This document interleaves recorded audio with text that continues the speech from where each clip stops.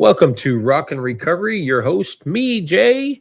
And today I've got a special guest to talk about what's been going on in her life, Reshma. Mhm. Hi, Reshma.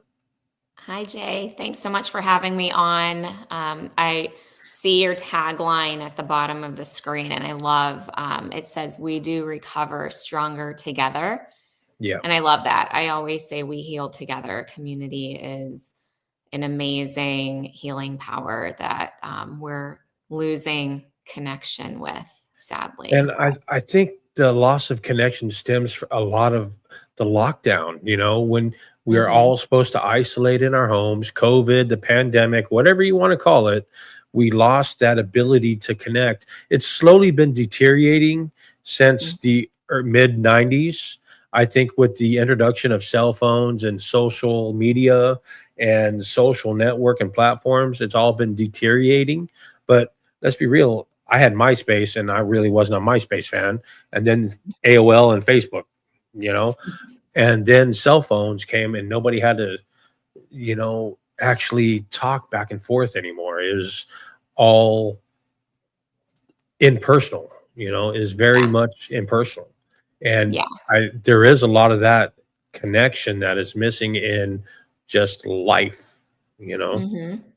Yeah, And absolutely. you come very highly recommended from Pete versus Anxiety. I know he's probably listening. He told me he's going to be listening. So if you're listening, Pete, I love you, man. Thank you. Yeah. Hi, Pete. Thanks for the introduction. Yeah, I had a Absolutely. good conversation with him, and I'm also grateful to know him and the work that he's doing. Just, both of you as men speaking up and raising awareness and being vulnerable and giving other men the courage and strength to do the same. I appreciate that. So let's get into your story and a little bit about you and your background and why you're doing what you're doing. Yeah. I am a trauma informed mindfulness and healing guide. I'm a survivor of suicide loss. But my most important role in life is mom. I'm a mom to three amazing humans, a 13-year-old boy, an 11-year-old girl, and another girl who's 10. And I I'm here in this space and talking to you because of my journey and my experience with suicide loss. My husband Sean died by suicide in 2022, and it was only 9 months after he had separated from the army. He was a lieutenant colonel and an orthopedic surgeon, and he had been deployed 3 times. We had moved to what was supposed to be our forever place in the Seattle area. And I thought this was it, all my sacrifice of being a military spouse and a surgeon's wife and a stay at home mom um, was going to pay off. And, we were going to begin our future together at that time. And I had no idea that he was in such a dark place that the result would be suicide. I knew that he was struggling with depression and anxiety, but never thought he would end his life. He was a go getter, energetic, super hardworking, and never gave up. And this was like the ultimate giving up. Wow. And it is, I think, did you have survivor's guilt? A little bit. I don't know if I had it initially. I think I was dealing with other emotions like anger. Right. Um, Yeah. to really, to really be able to think about anything else was difficult. But I'd say now, 3 years out, I often have guilt, survivor's guilt, guilt that I'm the one here, I'm enjoying the kids, getting to watch them grow up, and he's missing out. Right. For me, well, I know you know a little about me having to find my wife. My main thing that I would struggle with was uh, I know it sounds terrible, but it was, why'd you leave? Is the anger of why you left, and how could you do that type thing. Even knowing that my wife was going through depression and addiction, the whole how could you do this type, was what always weighed heavy on me. You know, how could you do this? What was so terrible about me or about our life that you didn't like? And why couldn't you just said something and we could have tried changing it? Yeah. And whether it happened then or happened later on, it was going to happen because it was in the cards. And I've had to realize that the hard way. I've come to that conclusion. I might not like that conclusion, but I've come to that conclusion, and I've had to, through God. Yeah. Yeah. It's very easy to get into that headspace where you start questioning everything you did and your worth. And, to deal with the guilt is so difficult at times. But I think that as you begin healing and allowing yourself time and space to process what happened and to really understand what happens to someone's mind when they get to that point, you begin to let those feelings lift and release a little bit. So how'd you get through the first early times of that? And what was that? How's that healing process? Did you have to learn a healing process? Did you go somewhere to, or did you just experience it and do the best that you could? Well, fortunately for our family, we had started a mindfulness practice in our home during COVID. And it was a way to break up the days that I had to homeschool the kids because I have three kids. So I had three stations in the house, and, the world was crumbling around us, right? During like in 2020, March 2020. Mhm. Um, and so everything just felt so uncertain and unsettled. And I started bringing yoga and meditation and journaling and nature walks into the home. And I noticed a change in the energy of our home. And those practices have always been a part of our lives. But it wasn't until Sean died that I realized how important those practices were. Before they were an option, and now they are a lifeline. They are non-negotiable. And each one of us, myself, the three kids, has the thing that works best for us. And so initially, to be very honest, initially I didn't do anything. I didn't take care of myself at all for several months. All I did was get up every morning and get my kids to school and connect them to the resources, people, activities that they needed to bring normalcy into their life. But I didn't care about myself. And I even remember telling my family, I don't care if I'm never happy again. Like, this is it. This is my life. And, but I can't leave these kids. And I did that. And then I started seeing how the resentment and the anger and the bitterness started kind of like, just started to boil, inside of me. And I heard a quote at that time that the healing, the future of children with trauma is largely dependent upon the resilience and coping skills of their mom. Mm. And that was a turning point for me. I realized then that I needed to start taking better care of myself and modeling better grieving practices and healing practices to the kids. So I started getting back to those things that help me during difficult times. You know, come to your kids. How were you able to? What did that process look like? Because I mean, that's got to be a hard topic right there to be able to say, "Hey, guess what? Your dad left you."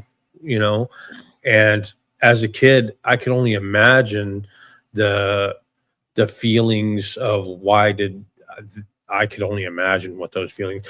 I can really imagine them because, yeah, Yeah.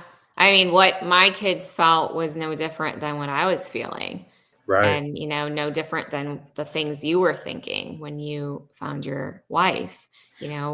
Why would they do this? Why didn't they stay? Our life was starting to change. My son at one night soon after Sean died, he just kind of collapsed to the ground and started screaming. He hated us. He hated all of Mm, us. He hated you. Um, that's why he did this.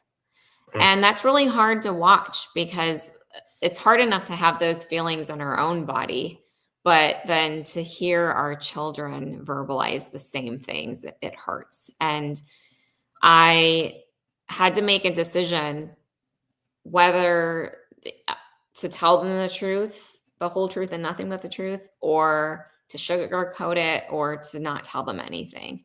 And I have led with truth from day one.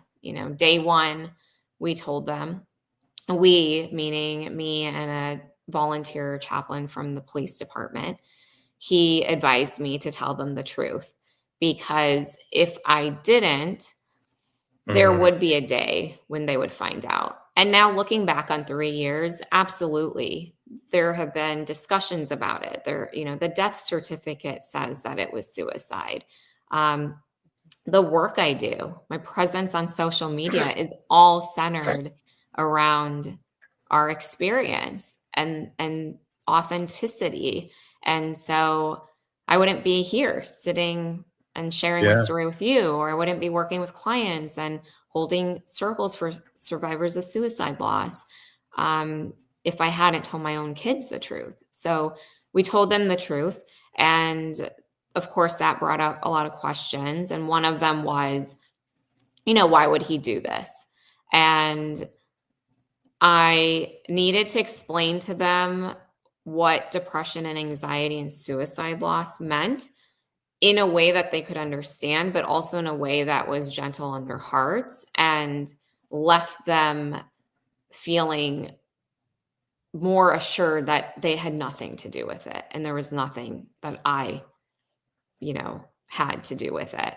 And right. so in that moment, you're just like the wheels are turning and you're just looking around for inspiration. And my kids love to colors. One of them really loves art, and they're all artistic in certain ways. And so I started describing the inside of our mind and how we can see the inside of our mind, and with colors and designs and shapes and whatnot. And I asked them to describe their minds. And so, of course, they said bright colors, I don't know, rainbow, stars, whatever. And I said, yeah, that's what the inside of my mind looks like too. It's bright. There might be some gray or darker blues, but overall it's bright. And then I went on to say, your dad didn't see that Mm, brightness and that color in his mind. He saw more dark, gray, and black. And I think that he probably saw such little light that he didn't think he'd ever see it again.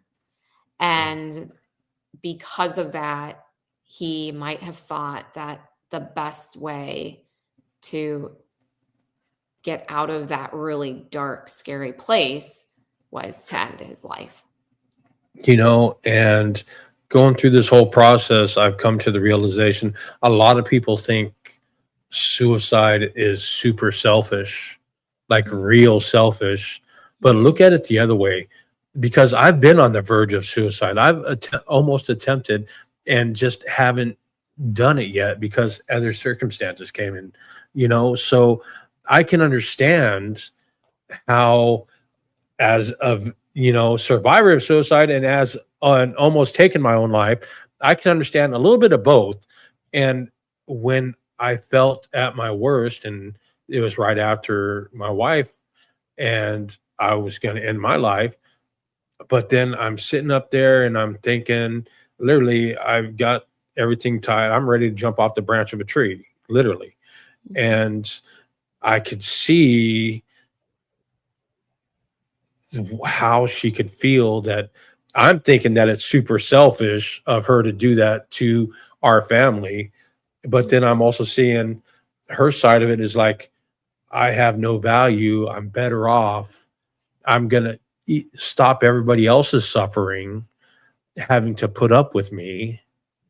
So it was a very selfless act in her mind, you know, and I know this for a fact, you know, and because we were both addicts and we were both in that addiction, and she would say, well, I'm just going to do this so you guys can live a better life, you know. And as an addict, you don't, yeah, whatever, you know, you're not really paying attention to the pain of somebody else when you're not thinking clearly yourself. And it's hard to realize that there were signs that I just didn't want to pay attention to because I was too worried about my next fix, my next high. And if I was paying more attention to them, that I would have seen that she gave up on life, on a happy life, and she didn't want to drag everybody else down with her because everybody else around her, me included, she felt that she was dragging us into this place, you know.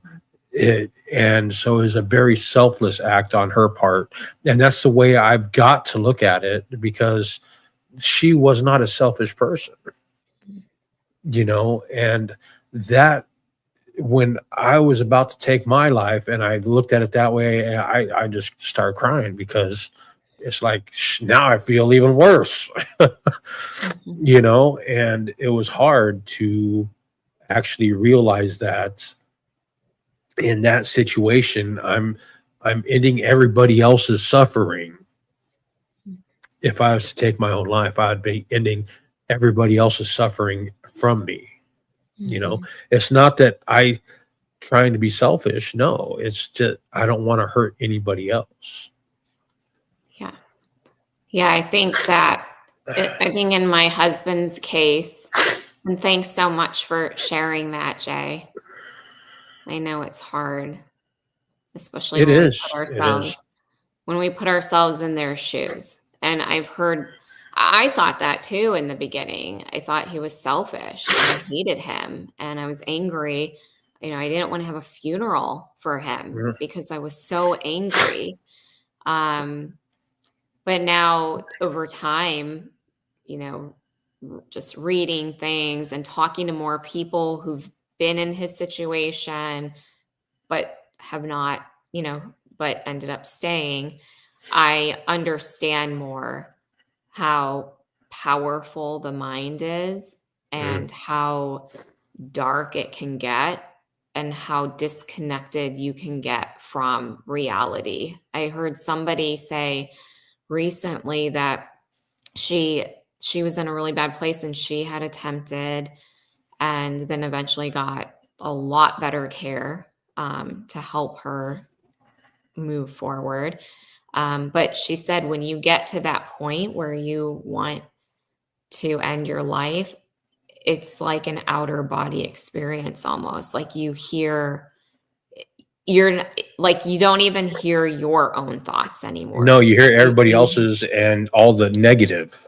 Yeah, you hear something else. And I've never attempted, but you know, if I'm being really honest, there have been several times after losing Sean that I've thought, I can't do this.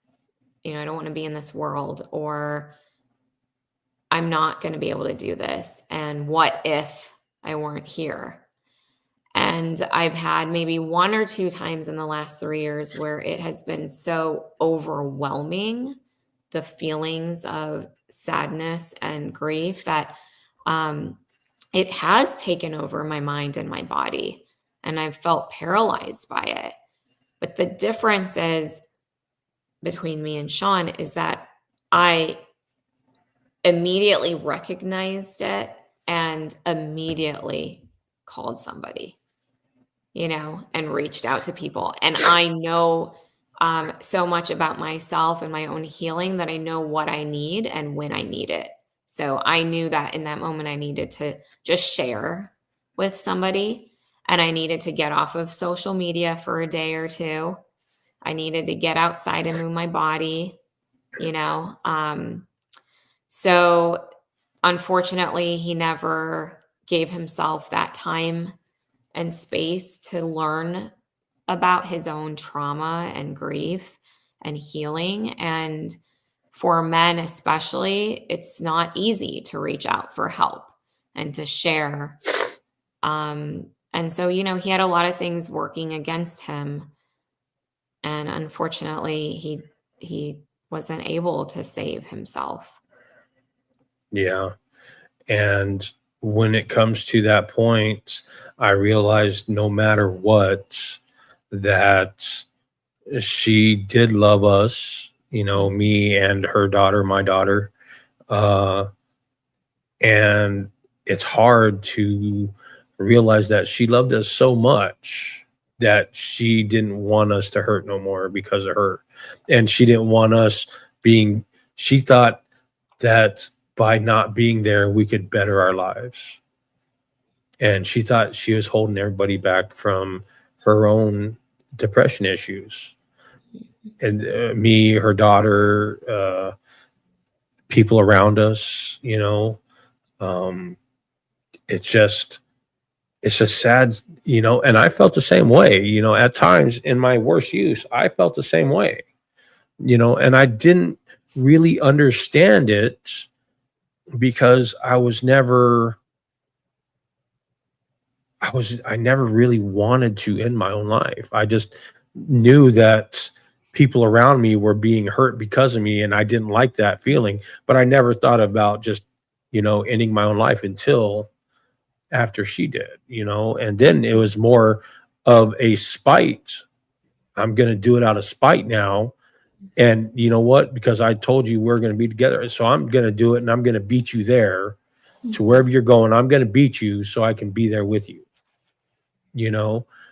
and then it was sitting up there, and literally I'm sitting in a tree, just waiting for an opportune time. I already got everything tied around, everything that needed to be tied around.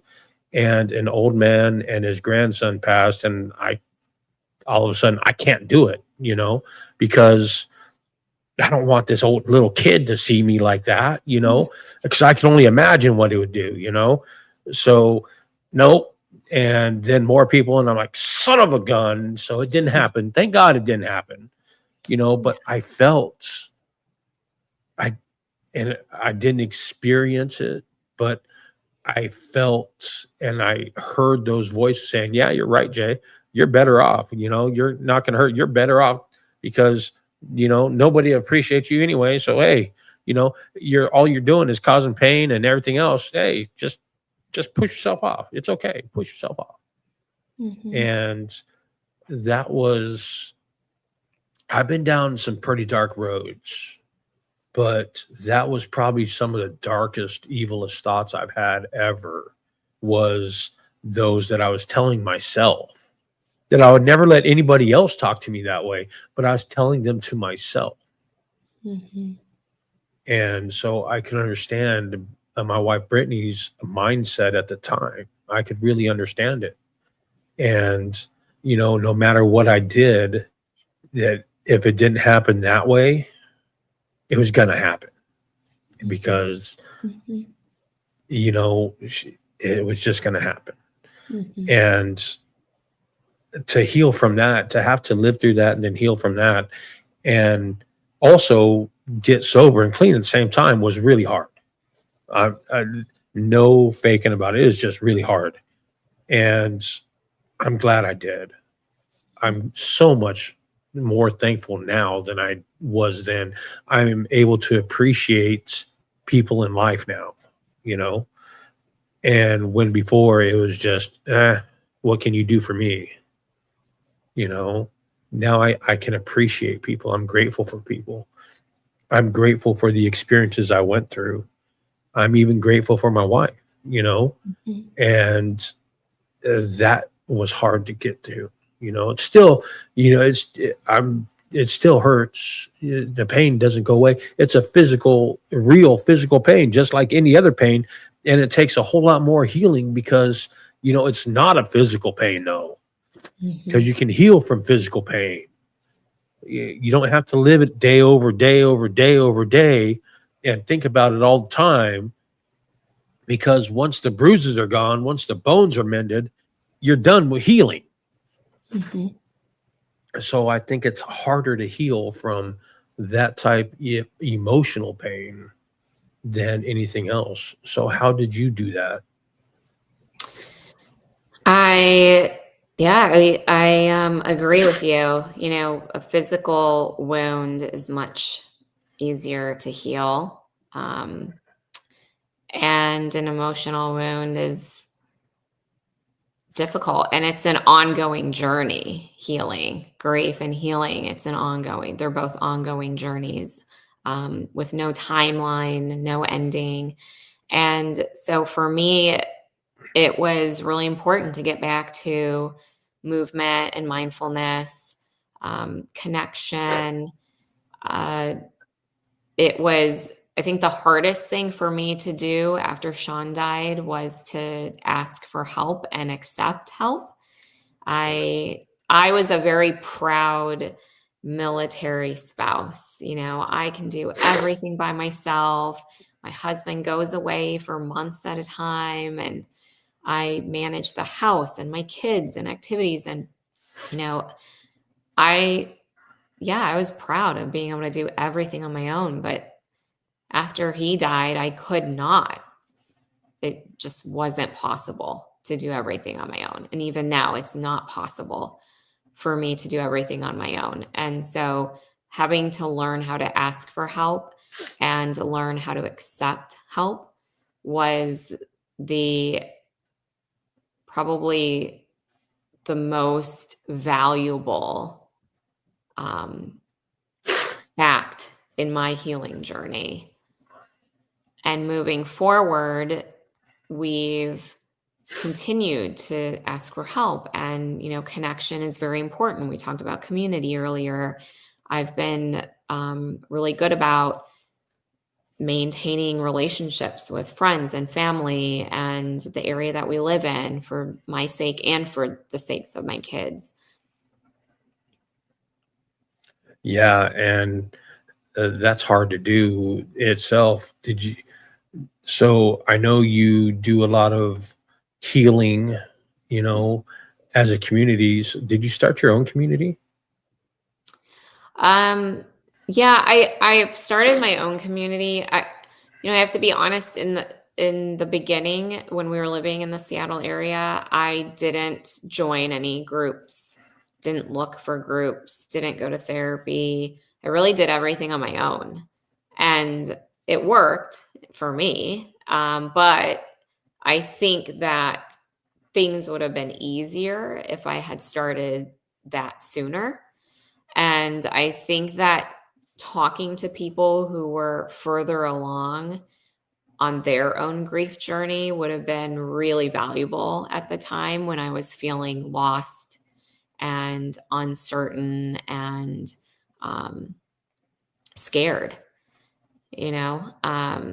And so that's why I'm doing the work that I'm doing now, because I don't want anyone to go through that, especially a survivor of suicide loss, because you already have so many things going on in your head. You have, when you lose someone, like, you have all the paperwork and the phone calls and the money matters. And then you throw kids into the mix and you have their grieving and healing to manage. And I could have used support, um, so that it wasn't so taxing on my nervous system through that process. And I want to be that support for people now. So, what I do now is um, offer one on one support to people who are grieving a loss or a big transition, anyone who has survived suicide loss, anyone who's struggling in their own life, maybe having a hard time and looking for balance, or that person who's supporting someone who's having a hard time. And that part is really important for me because when I was supporting Sean during all of his ups and downs for 15 plus years, the one thing I didn't do was take care of myself. Right. And I poured into him, I poured into the kids. I didn't do anything for myself. And now, one of the things I wonder about is if I had taken better care of myself, would I have been a better source of support for him? I don't know. Um, and so now I have made myself a priority. And in order for me to heal and in order for me to support my kids, my family, my clients, my groups, I have to take care of myself. Right. So the one-on-one support is to help someone do that, to help them learn grounding practices um, that they can incorporate into their day-to-day life in a very natural, sustainable way so that they can start to heal. And we talk a lot about, what grief means for them, how it shows up for them, because as you know, it's different for everybody. And we talk about, where they're at, where they want to be. We work on boundary setting because that's really important when you're dealing with the outside world while taking care of yourself. And we just hold space. It's all about having your grief witnessed and being heard and seen and feeling supported. And so a lot of times I don't say anything. I just let my client speak and share, and then we learn things. I had a moment a few weeks ago where one of my clients couldn't understand why she would not allow herself to cry. And so I just gave her space. I let her speak. I might have guided her a little bit. We did some breath work. And then by the end of it, she realized that the reason why she didn't allow herself to cry is because her dad, the one who died, the one she was grieving, always told her not to cry Mm. and to just keep going. And when they experienced losses together and she showed emotion, he would tell her not to cry. And Right. she never realized that there was a connection. And it's because we move, and we're not allowing ourselves time to breathe and check in. And it was Mm. because she had that 1 hour of nothing, of nobody doing nothing, no to-do list. She was able to learn that about herself and her grief. So how long did it take you to get out of the initial just survival and shock and awe mode and to actually start living and experiencing life again? I think that it took probably 2 years. I Yeah. think that and even now I feel heaviness. I just um, came up on the 3-year mark last month at the end of September. And now my grief feels so different than it did the second year. The first year I was just pushing through. I was getting all the paperwork done, getting my kids set up. And then after 9 months, I moved the kids and myself to California from Washington State to be near family. So I was running on that adrenaline. That And then survival gear, that yeah, survival mode, yeah. exactly. Yeah, fight or flight mode. And so the second year was surprisingly lighter. Um, and that was refreshing. But this third year that that I've just come to feels heavy. It's like it's sinking in now that this is life and he's never coming back. And I think what also sinks in is that with every year that goes by, I feel, my connection to him hasn't felt less, but that but in a way, your connection feels less. It's like Yeah. your heart connection, but then your brain Hmm. connection. So like the connection that my brain has to him feels less now because so time has gone on and I haven't seen him or touched him or smelled him. The And physical isn't there anymore, and it right, gets harder right. to remember. Yeah, but your heart knows and your body Right. knows, and there's a big difference.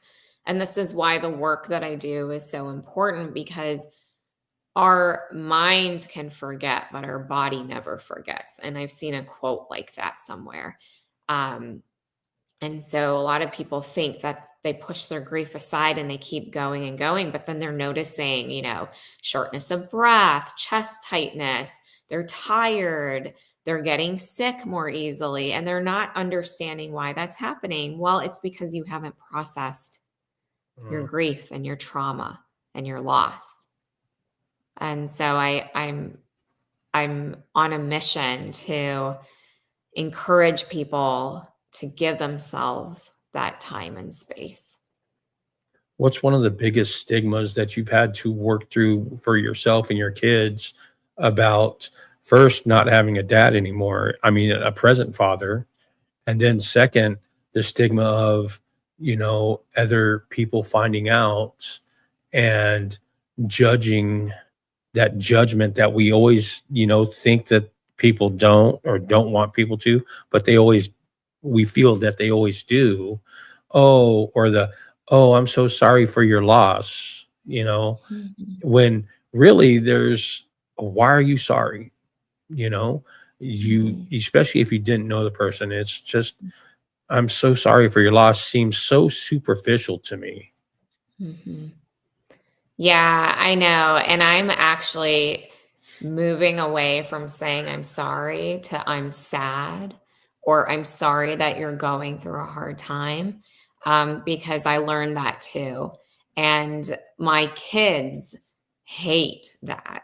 It I hate makes it them too, so, honestly. yeah, it makes them feel so uncomfortable, and they've said the same thing. They've said, "Mom, when people say I'm sorry, I don't know what to say because they didn't kill him." Right. Like they had nothing to do with dad dying. And uh yeah, I know. I myself have said that before losing Sean, that I'm sorry for your loss, and now because I feel what those words how those words land, I'm trying to change my own language around it. In terms of stigma and judgment, I I think the one question that has always stung is, did you know, or did you see signs?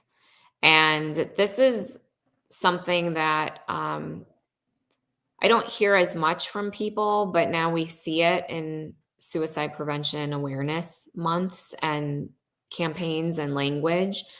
And that always weighs heavily on me in September when that comes around. And I went Mhm. through my first September last year on social media as a survivor of suicide loss. And I noticed how horrible it made me feel to see those messages.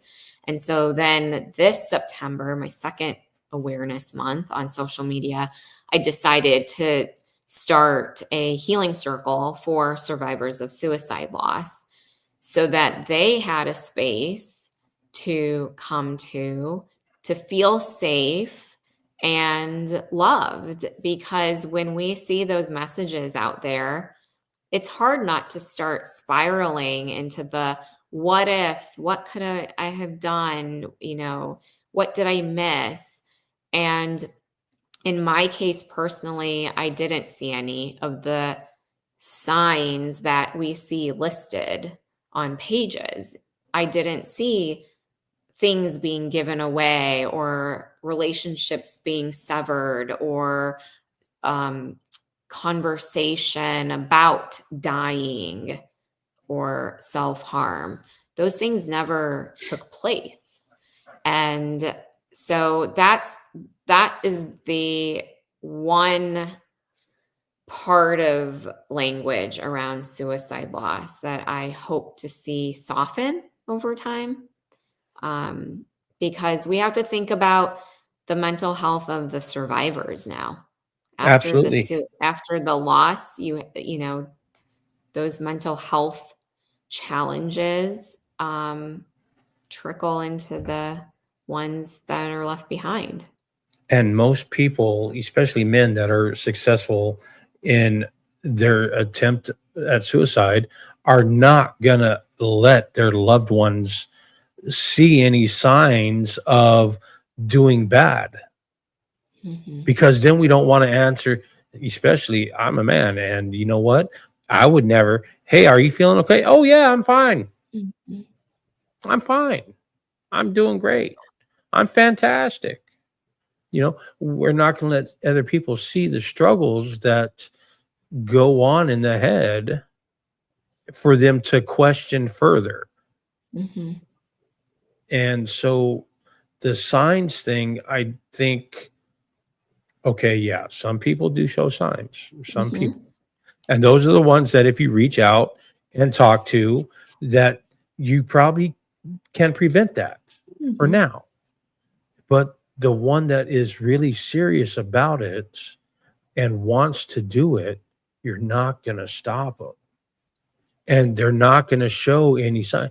The only sign is they're going to be there and then they're not. Literally, Mhm. that's the only sign that you're going to have of something was wrong, is the person's not around. Mhm. And so I agree with you. September, prevention month, it can be prevented Mhm. with, at the source before you start feeling that way. But we've got to recognize as a people that there shouldn't be no shame in talking about however you're feeling at the moment, because men are what, three times more likely to kill themselves, uh more successful at it. It's the rate is two-thirds the rate of women, and all these other statistics saying that a man is just being a man and covering it up and not going to talk about their feelings because they were never allowed to. They were Mhm. never taught how to. And so you really think he's going to show signs that he's going to do something to that he wants to talk about? No, because he doesn't know how to talk about it. Mhm. So even if there was signs, even if there was, would he have talked about them? Or would you have been able to stop it? Probably not, because it went Right. far, far deeper. Yeah, and I think it's more about signs of struggle and risks of suicide. So, if you asked me, were there signs that Sean was having a hard time? Yes, Mm. absolutely. Increased alcohol use, anger, irritability, some levels of disconnection, say at the dining table, stress Mhm. at work. Um, there were signs that he was struggling, but I Right. had been through this cycle with him for over 15 years. And every time he went through this cycle, I was there lifting him up, and he would get, he'd get through it. And so when I saw these things, I thought, these are just growing pains of getting out of the army, moving to a new state, starting a new job. This is all going to pass. I'm going to support him and be here for him like I've always been. And we'll be fine, because this is everything he wanted. He wanted to get out of the army. He wanted to start private practice. He wanted to move to Washington State. We have everything, down to the new ski boat that he bought that summer. So I never would have predicted this. Um, but now, I also understand that there were risks of suicide for him that I didn't know about at the time. And I know them now. So, you know, after he died, I learned that the rates of suicide among veterans is at an all time high right now. I also learned that the peak of the rates is the highest within 1 year after separating from the military. I didn't know that. I know that uh, some of these things, like the drinking and the anger, are risks. And so if you put all of that together, what I saw with what I know now, maybe I would have been on higher alert. I don't know. Right. Right. We don't know. And that's what makes this type of loss complicated. And that's what makes the grief after this loss complicated, complex. There's just so much uncertainty, so many questions. And the only thing we can do as survivors is give ourselves grace and be gentle with ourselves, because that's all we have now. We have ourselves, and we have Right. to take really good care of ourselves. And to let that legacy, let the person be remembered through, your actions or my actions. And really, that's all we can do as a people is, you know, let them live still through us, Mhm. however that may be, but they're still going to be part of you. They're still going to Yeah. be part of you always. Mhm. And, you know, I used to say it too to people, oh, they're always around you. You can talk to them all the time. But when it comes down to it, you really can't. Hmm. You really can't. Oh, yeah, they're all around you. Don't, they're all around you. You can talk to them. They hear you. Do they really? Let's be really honest about this. How do you know that they hear me? Because I don't know. We've got to believe it, you Yeah. know, and that's the Yeah. hardest part is believing that maybe they're still around us because they couldn't have liked us too much or else they'd still be around us, Mm. you know?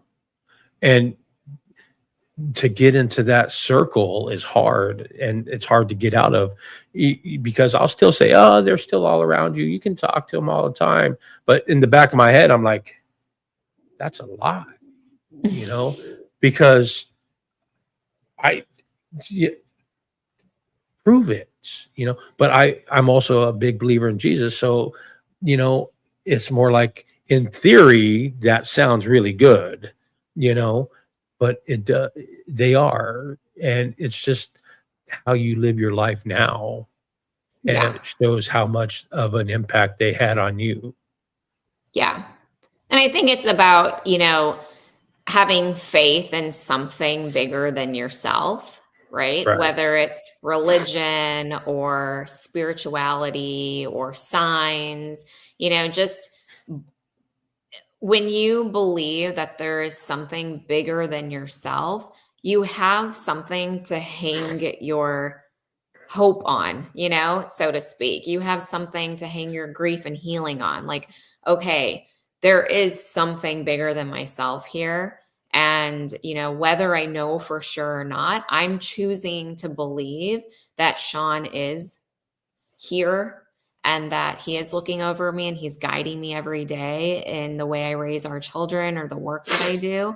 And just having that attachment to something helps me continue to heal. Right. Otherwise, you're like in the dark, just searching, trying to grab onto something. So, it just gives you like foundation, something to plant your feet into, so to speak, and Absolutely. help you ground.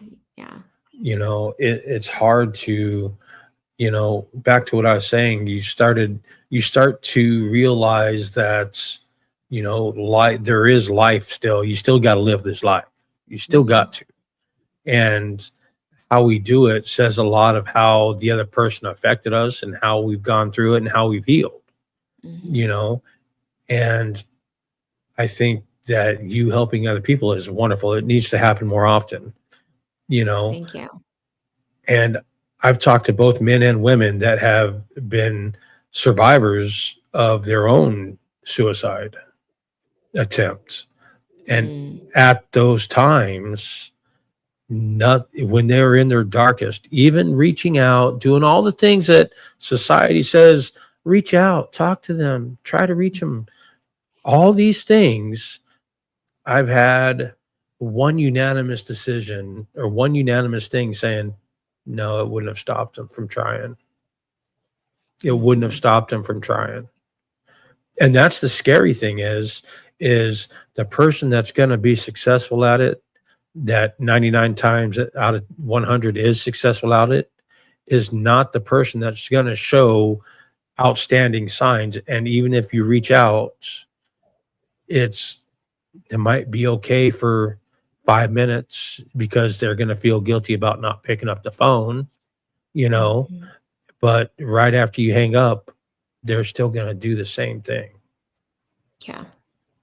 And that's the scary part of it. And that's the side that nobody really wants to hear because it goes against everything else that society says.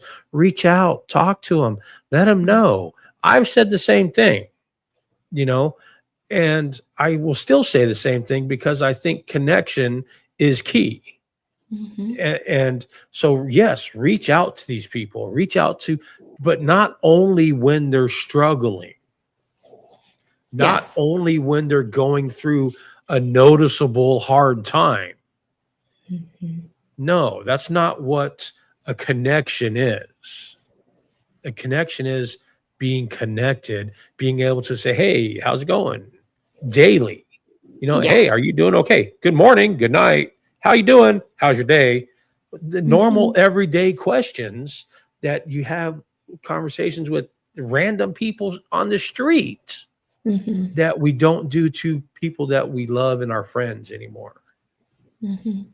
That's the sad part is we're losing connection, and we can talk longer and more to somebody in a supermarket than we can to people that we've known 20 years that, might be going through a hard time, aren't showing it, but they've always been there. So they're always going to be there until they're not, Mhm. you know. I think it's strange how it's so easy to talk to a stranger daily, even if you see them at the supermarket 3 or 4 times a week.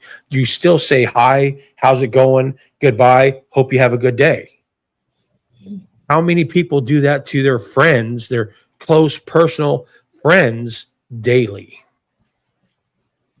Right. Yeah. I mean, there's just such a discomfort around one, listening to somebody share, and two, sharing. So, the closer you are to someone, there's that vulnerability that you fear. And I think that's why people have such a hard time. And I mean, of course, the way our world works right now makes it even harder to truly connect with people. Absolutely. Mhm. What would you do if you could do one thing? If the main thing to take away from this podcast, anybody that's listening, if you could have them hear and feel one thing, what would it be? I think for the survivor of suicide loss in particular, I would I'd like to remind you, if you are a survivor of suicide loss, that you did the best that you could with what you knew at the time for your loved one. And if you are currently questioning yourself, feeling guilty, not allowing yourself to heal, just give yourself grace and be gentle with yourself and remind yourself that you deserve to heal, and it will be at the pace that's right for you, one breath at a time, is what I like to say. And our breath reminds us that there is still life in our body, life that we deserve to live. And so be easy on yourself and keep going. And to the listener who has not experienced suicide loss in particular, um, just be kind and compassionate. Like we talked about earlier, it doesn't take a lot to check in on a friend with a quick text or, smile at someone while you're walking. But those little gestures could be potentially life saving. And so I think that's kind of where we need to focus our energy, being kind and compassionate. Absolutely. I really appreciate you coming on here, and thank you again, Pete, on Pete versus Anxiety for introducing me and us. I really enjoy talking to you, even outside of here. So it's helped me come to more of an understanding in situations, knowing that other people are willing to share and experience it also.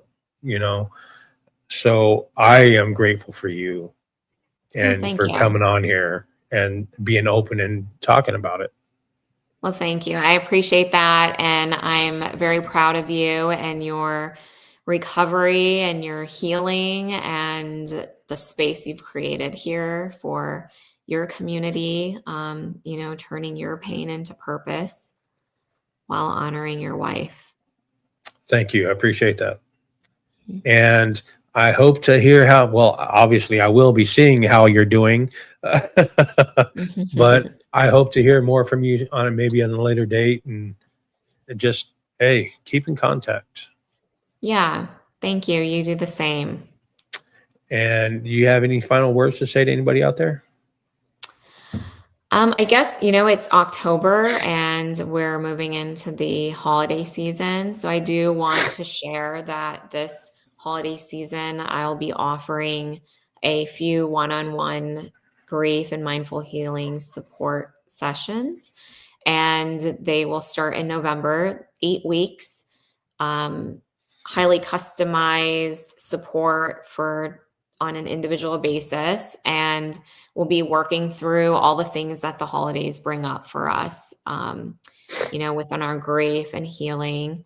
And I'm always available in DMs if anybody wants to reach out. So my Instagram is Reshma Kearney and my website is also reshmakearney.com. All right. Well, thank you, Raisha. And that's today's podcast. Keep rocking your recovery. And thank you again to our guest and everybody who's out there. You keep us doing what we're doing. So thank you. I appreciate it. And until next time, rock your recovery. Yeesh. And we're out of here. Thank you. That